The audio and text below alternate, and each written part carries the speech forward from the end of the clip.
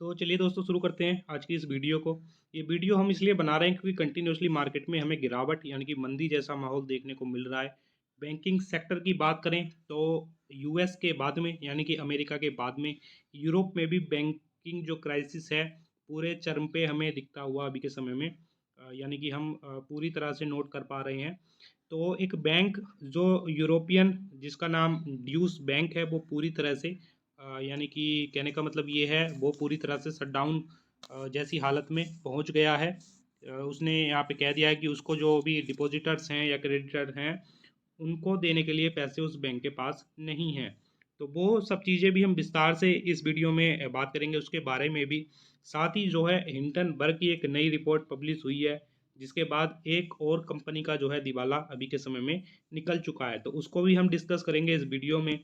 Market का हाल देखें तो कल के दिन हमें पता चलेगा कि निफ्टी 50 में 0.84% की मंदी हमें देखने को मिली है। सेंसेक्स की बात करें तो 0.77% की गिरावट हमें सेंसेक्स में देखने को मिली है। निफ्टी बैंक की बात करें तो 0.65% की गिरावट जो निफ्टी बैंक में हमें देखने को मिली है। आईटी में थोड़ी सी कम गिरावट जो है हमें देखने को मिली है। गिरावट के प्रतिशत को नोट करें तो 0.39% की गिरावट हमें जो है निफ्टी आईटी में देखने को मिली है। तो निफ्टी 50 में बेसिकली सबसे बड़ी कंपनियां जो होती हैं मार्केट की, जो टॉप 50 कंपनियां होती हैं वो होती हैं। तो आप समझ सकते हैं कि निफ्टी 50 में इतनी बड़ी गिरावट है। तो आप निफ्टी मिड कैप या निफ्टी 100 या निफ्टी स्मॉल कैप का हाल अगर देखेंगे तो इससे भी यानी कि बद से बदतर हमें जो है देखने को मिलेगा। तो आप अंदाज़ा लगा सकते हैं कि आपके पोर्टफोलियो पे क्या कुछ गुजर रही होगी, क्योंकि बेसिकली जो हम पोर्टफोलियो अपना बनाते हैं उसमें निफ्टी मिड कैप की कंपनियां होती हैं, निफ्टी स्मॉल कैप या फिर निफ्टी 100 की कंपनियां जो है हम अपने पोर्टफोलियो में चुनते हैं, जो कि ग्रोथ कंपनियां होती हैं जो बढ़ती ज़्यादा हैं, लेकिन जब जो है कोई दिक्कत होती है तो गिरती भी काफ़ी ज़्यादा है। तो इस वीडियो को हम आगे लेके जाएंगे और हम जो भी बैंकिंग सेक्टर है इंडिया की अगर हम बात करें तो यहाँ पे क्या सजेशन हमारे रहने वाले हैं। बैंकों को क्या हमें जो हम अगर हमने पोर्टफोलियो में ऐड कर रखा है तो उनको क्या बेच देना चाहिए, या फिर जो है होल्ड करके रखना चाहिए, या क्या कर सकते हैं, रिस्क ले सकते हैं अवॉइड यानी कि बाई करने का रिस्क भी ले सकते हैं या नहीं ले सकते हैं। तो वो सब हम जो है विस्तार से इस वीडियो में जो है डिस्कस करेंगे। Deutsche bank UBS stock sink as fear of European banking crisis return. कहने का मतलब ये है कि एक बैंक तो ड्यूस बैंक है, दूसरा बैंक है यूबीएस बैंक। इनके जो स्टॉक है काफ़ी ज़्यादा गिर चुके हैं कल के दिन। अगर आगे हम विस्तार से इस चीज़ को देखें तो यहाँ पे क्या है, यहाँ पे जो बैंक है बैंकिंग जो सेक्टर है पूरी तरह से इनका सिस्टम जो है चरमरा गया है। अगर हम जो बैंक का इंडेक्स है यूरोप का उसकी अगर हम बात करें तो 3.8% की गिरावट के साथ जो है यूरोपियन का ये जो बैंक इंडेक्स है वो क्लोज हुआ है कल के दिन। साथ ही जो है अगर इसके हाई से हम देखें तो 18% यानी 18% की गिरावट इसमें नोट कर ली गई है अभी तक अपने हाई से। अगर हम निफ्टी बैंक को भी देखें या निफ्टी पीएसयू बैंक को भी देखें तो हमें जो है 18% से भी ज़्यादा की गिरावट अपने निफ्टी बैंक के इंडेक्स में या निफ्टी पीएसयू बैंक का जो इंडेक्स है उसमें हमें देखने को मिल जाएगी। आगे अगर हम देखें तो यहाँ पे हमें पता चलेगा जो कि जर्मनी का बैंक है ड्यूस बैंक, उसमें जो है शेयर जो है उसका यहाँ पे 15% तक जो है गिर गए थे, जो कि क्लोज हुए हैं। यानी कि 15% तक नीचे चले गए थे, हालांकि बाद में कुछ रिकवरी हमें देखने को मिली और क्लोज हुए हैं 8.5% की गिरावट के साथ में। साथ ही यूबीएस बैंक की और क्रेडिट स्विस की बात करें तो 3.6% और 5.2% की गिरावट भी इनमें रेस्पेक्टिवली नोट की गई है। कहने का मतलब ये है कि जो बैंकिंग संकट है अमेरिका के बाद अमेरिका के 3 बैंक जो है पूरी तरह से क्रैश कर चुके हैं। हमने देखा सिलिकॉन वैली बैंक, और दूसरा सिग्नेचर बैंक, और तीसरा फर्स्ट रिपब्लिक बैंक जो अमेरिका के हैं वो पूरी तरह से जो है लगभग बंद होने की कगार पे हैं। उसी तरह का संकट जो है हमें यूरोपियन बैंकिंग सिस्टम में भी देखने को मिल रहा है। अब यहाँ पे जो है दिक्कत क्या हुई है, दिक्कत ये हुई है the cost of insuring against a possible default by Deutsche bank on its डेप्ट है सोर्ड इन रिसेंट डेज। कहने का मतलब ये है कि इस बैंक ने जो गलतियाँ की हैं वो गलतियाँ इतनी ज़्यादा बढ़ गई हैं कि गलतियों के लिए जो इंश्योरेंस करते हैं वो इंश्योरेंस भी अब जो है कम पड़ने लगा है। उसके लिए जो है जो कॉस्ट है इंश्योरेंस की वही जो है इनके लिए भर पाना काफ़ी ज़्यादा महंगा हो रहा है। कहने का मतलब ये है, जब भी कोई भी कंपनी लोन देती है तो वो लोन को सिक्योर करती है, इंश्योर करती है, यानी कि उसका इंश्योरेंस कराते हैं किसी वजह से। अगर ये कंपनी यानी कि मान लीजिए हमने किसी बैंक से लोन लिया, तो हमारा जो है बैंक जो है इंश्योरेंस करता है कि अगर ये व्यक्ति लोन नहीं दे पाएगा तो ये जो लोन का पैसा है ये हमें यहाँ से मिल जाएगा। तो उसके लिए एक इंश्योरेंस होता है, कंपलसरी इंडिया में नहीं है, हालांकि हो सकता है यूरोप में कंपलसरी हो या जो भी हो, ठीक है।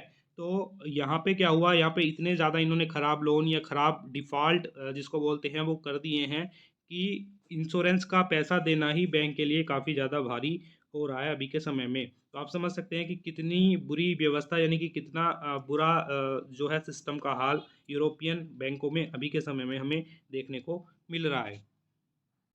आगे अगर हम देखें तो यहाँ पे जर्मन चांसलर का जो स्टेटमेंट है वो भी आया है, there was no reason to be concerned about Deutsche bank. तो यहाँ पे इन्होंने कहा है कि ड्यूज बैंक के बारे में चिंता करने की कोई भी बात नहीं है, it is a very profitable bank. Where you leader issued a joint statement describing European bank system as resilient with strong capital and liquidity position, ठीक है। तो यहाँ पे क्या है कि जो स्टेटमेंट है सरकार की तरफ से दिया गया है जिससे कि फियर का माहौल ना बने। हालांकि कंडीशन उस तरह की है कि पूरी तरह से सिस्टम जो है चरमरा गया है अभी के समय में। तो नेताओं की तरफ से बयान दिए जाने ज़रूरी है, क्योंकि लोगों में जो है डर का माहौल होता है कि उनका पैसा जो बैंक में पड़ा है वो सेफ़ है या नहीं है, उनको मिलेगा नहीं मिलेगा, उस पैसे का क्या होगा। अगर किसी भी देश में इस तरह की चीज़ें होती हैं तो नेताओं के जो है सहानुभूतिक बयान जो है हमेशा आते ही आते हैं कि कोई चिंता की बात इस तरह की नहीं है, भले ही चाहे कितनी भी ख़राब सिचुएशन वहाँ पे क्यों ना हो। तो अगर हम ड्यूज बैंक के शेयर को भी देखते हैं तो जैसे मैंने बताया कि 8% की क्लोजिंग के साथ ये शेयर जो है बंद हुआ है कल के दिन, और ये काफ़ी बड़ी गिरावट है। और ये गिरावट जो है 15% के आसपास तक पहुंच गई थी। कहने का मतलब जो है शेयर का प्राइस जो है इस लेवल तक पहुंच गया था, बाद में जो है थोड़ी सी रिकवरी हमें जो है देखने को मिली। यहाँ पे क्या था, 15% तक की गिरावट जो है इसमें देखने को हमें मिल रही थी। अगर हम देखें तो पिछले 6 महीने में अगर हम देखें तो 6 महीने में यानी कि हमें रिकॉर्ड इस बैंक का काफ़ी शानदार देखने को मिलता है। एक साल में देखें तो एक साल में भी हमें जो है 30% का डिस्काउंट जो है इस शेयर में देखने को मिलता है। कहने का मतलब ये है कि शेयर तो जो है एक साल में लगातार पिट ही रहा था, अभी वापस से जो है यहाँ पे आप गिरावट देख सकते हैं कि कंटिन्यूसली इस शेयर में कितने बड़े फाल जो है लगातार हमें देखने को मिल रहे हैं। कहने का मतलब ये है कि इनके ये जो बैंकिंग सिस्टम था कहीं ना कहीं ये जो है दिक्कतों का सामना कर रहा था, उस वजह से इसके शेयर में भी हमें जो है बिकवाली जिसको बोलते हैं, सेलिंग जिसको बोलते हैं, वो कंटिन्यूसली देखने को मिल रही थी। यूबीएस बैंक की अगर बात कर लें तो इसमें कोई ज़्यादा बड़ी गिरावट हमें अभी के समय में देखने को नहीं मिल रही है। ये इतनी बड़ी गिरावट तो हमारे इंडियन मार्केट में पता नहीं कितने स्टॉक में हमें एक दिन में देखने को मिल जाती है। तो इसमें ज़्यादा कुछ दिक्कतें हमें देखने को नहीं मिल रही हैं। 6 महीने में अगर हम देखें तो 6 महीने में इस बैंक ने 18% के रिटर्न दिए हैं। हालांकि ये जो है एक कहावत है कि गेहूं के साथ घुन पिसता है, तो वो वाली कहानी इसके साथ हुई है। तो जो ड्यूज बैंक का शेयर गिरा है तो साथ ही जो है जो अदर बैंकों के स्टॉक है वो भी हमें गिरते हुए देखने को अभी के समय में मिल रहे हैं। तो ये तो दोस्तों यूरोपियन बैंकिंग क्राइसिस जो है उसके बारे में बात हो गई। तो अभी के समय में हमें अपने यानी कि हमने देखा पहले अमेरिका, और अमेरिका के बाद जो है फिर यूरोपियन बैंकिंग का जो क्राइसिस है वो हमें देखने को मिल रहा है। अभी के समय में हमें क्या करना चाहिए, बैंकिंग सेक्टर है उसको अवॉइड करना चाहिए या जो है होल्ड करके रखना चाहिए। तो यहाँ पे सजेशन ये है कि जो भी आपके यानी कि बड़े जो बैंक है, बड़े बैंक का मतलब जैसे कि एचडीएफसी बैंक हुआ, ठीक है, आईसीआईसी बैंक हुआ, साथ ही जो है एक्सिस बैंक हुआ, ठीक है। एक्सिस बैंक के साथ आप एसबीआई को भी कैरी कर सकते हैं, ठीक है। उसके अलावा जो भी बड़े बड़े बैंक हैं, बड़े बड़े बैंकों में आप जो है बाइंग कर सकते हैं जब भी आपको मौके मिले। छोटे बैंकों में अभी मत जाइएगा जब तक जो है पूरी तरह से, यानी कि जो छोटे छोटे पीएसयू बैंक हैं उनमें अभी मत जाइएगा। बड़े बैंकों में जो है बाइंग आप कर सकते हैं, उनको होल्ड कर सकते हैं। छोटे बैंकों में अगर आपने जो है अपना पैसा अगर स्टॉक में लगा रखा है तो स्टॉक से भी आप जो है वहाँ पे अपना जो है अवॉइड कर सकते हैं उसको ख़रीदना या उसको होल्ड करना। साथ ही जो है किसी भी ऐसे बैंक में आपने जो है अपना पैसा डाल रखा है जहाँ पे आपको भरोसा नहीं है, जैसे कि मैं बताऊँ किसी बैंक का मैं नाम नहीं लूँगा ऐसे, लेकिन अगर आपको पर्सनली लगता है कि तो वहाँ से आप जो है अपना कुछ पैसा जो है अपने जो है बैंक अकाउंट से निकाल के किसी दूसरे बैंक अकाउंट में जिसमें आपको सेफ लगता है वहाँ पे डाल सकते हैं। क्योंकि हो ना हो, अगर ये सिचुएशन लगातार चलती रहती है तो हमें भी जो है अपने इंडियन बैंक में कुछ ना कुछ दिक्कतों का सामना आने वाले समय में, ना हो तो ज़्यादा अच्छा है। लेकिन हमने देखा है कि जब जो है बैंकिंग क्राइसिस या कोई भी क्राइसिस आता है तो वर्ल्ड वाइड जो है पूरा जो पूरे देश जो होते हैं वो कहीं ना कहीं दिक्कतों का सामना थोड़ा सा उनको करना पड़ता है। तो अभी के समय में हमें जो है थोड़ा सा केयरफुल होकर स्टॉक को बाई करना है। जिस भी स्टॉक को हम बाई करें बैंकिंग सेक्टर से रिलेटेड, और जिस भी बैंक अकाउंट में हम जो है अपना पैसा रखते हैं तो वहाँ पे भी हमें एक नज़र बना के रखने की काफ़ी ज़्यादा ज़रूरत है। आगे अगर हम डिस्कस करें तो ये जो है हिंडनबर्ग में एक नई कंपनी का जो है दिवाला अभी के समय में निकाल दिया है, जिस कंपनी का नाम है ब्लॉक आईएनसी। ठीक है, तो यहाँ पे इन्होंने अपनी रिसर्च में कहा है कि हम जो है ये जैक डोर्सी नाम के जो हैं बिजनेसमैन हैं, उनकी ये कंपनी है। इन कंपनी इसके अलावा इन्होंने काफ़ी ज़्यादा दूसरी कंपनियां भी जो है फाउंड की हैं। जैसे कि ट्विटर के फाउंडर्स में इनका नाम भी शामिल होता है। तो इनकी कंपनी है ब्लॉक, और इस कंपनी के यानी कि हिंडनबर्ग की न्यूज के बाद इनके जो हैं 526 जो मिलियन डॉलर हैं वो अभी के समय में जा चुके हैं। हमने देखा कि हिंडनबर्ग रिसर्च के बाद अडानी ग्रुप स्टॉक का क्या हाल हुआ था। हालांकि प्रूफ कोई भी चीज़ नहीं हुई है कि हिंडनबर्ग सही था या अडानी ग्रुप सही था। हालांकि जो है जो चीज़ें होती है स्टॉक सबसे पहले पिटता है और जो इन्वेस्टर होते हैं उनका दिवाला सबसे पहले निकलता है ऐसी न्यूज पे। तो यहाँ पे क्या होता है, हिंडनबर्ग को जब भी जो है एक बढ़िया एक जरिया है पैसा कमाने का। जब भी इनको पैसा कमाना होता है किसी भी उसके बारे में, किसी भी बिजनेसमैन के बारे में कुछ ना कुछ इनकी रिसर्च होती होगी। मैं ये नहीं कहता कि इनकी कोई रिसर्च नहीं होती होगी। तो जिस भी बिजनेसमैन को इनको टारगेट करना होता है एक रिसर्च अपनी जो है पब्लिश कर देते हैं, और पहले से ये लोग शॉर्ट कर चुके होते हैं उस स्टॉक को, और बाद में जो है इस तरह की रिसर्च करने के बाद और इनको काफ़ी ज़्यादा अपॉर्चुनिटी मिल जाती है। जब जो है वर्ल्ड वाइड उस स्टॉक में सेलिंग स्टार्ट हो जाती है तब इनको काफ़ी ज़्यादा अपॉर्चुनिटी मिल जाती है उसको जो है शॉर्ट करने की, और वहाँ से जो है एक दिन में या कुछ ही मिनटों में जो है मोटा तगड़ा पैसा कमाने की। तो वही सेम चीज़ जो है हमें देखने को मिली है। जैक डोर्सी का ये जो शेयर है, ये जो कंपनी है ब्लॉक, अगर हम ब्लॉक आईएनसी के शेयर को देखें तो ये ब्लॉक आईएनसी का शेयर है, हमें देखने को मिलेगा 75 के आसपास का रेट चल रहा था, और न्यूज के बाद ये रेट 60 रुपीज़ के आसपास चला जाता है। 23 मार्च के दिन की ये घटना है, और आप समझ सकते हैं कि कितनी बड़ी गिरावट, यानी कि 20% के आसपास की गिरावट ये हमें देखने को इस शेयर में जो है मिल जाती है एक न्यूज के बाद। तो आप समझ सकते हैं कि कितना बड़ा जो है एक तरह से जो चल रहा है इन्वेस्टर का दिवाला निकालने का एक अच्छा जरिया बन गया है कि रिपोर्ट को पब्लिश कर दो और जो है दबा के फिर उसमें पैसा कमाओ।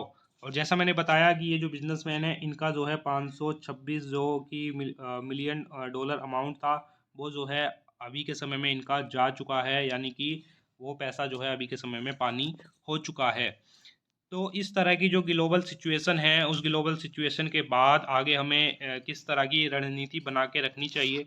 तो सिंपल सी स्ट्रेटजी ये बना के रखनी है, अगर आप कोर जो स्टॉक होते हैं मार्केट के, जो बड़ी कंपनियां हैं, जो लार्ज कैप की कंपनियां हैं, जो स्ट्रॉन्ग कंपनियां हैं जैसे एशियन पेंट, बजाज फाइनेंस, ठीक है, एचडीएफसी बैंक और दूसरी कुछ कंपनियां हैं, उनमें आप जो है जा सकते हैं। जो बड़ी बड़ी तगड़ी तगड़ी कंपनियां हैं उनमें आप अपना जो है, जो भी अच्छी कंपनियां हैं उनमें आप जो है कंटिन्यू करके मेरे ख्याल से आपको रहना चाहिए, और उन्हीं कंपनियों को बाई करना चाहिए। जो भी कूड़ा कंपनियां हैं, जो भी स्मॉल कैप की या भंगार कैप टाइप की कंपनियां हैं उनको आपको अभी के समय में अवॉइड करना है।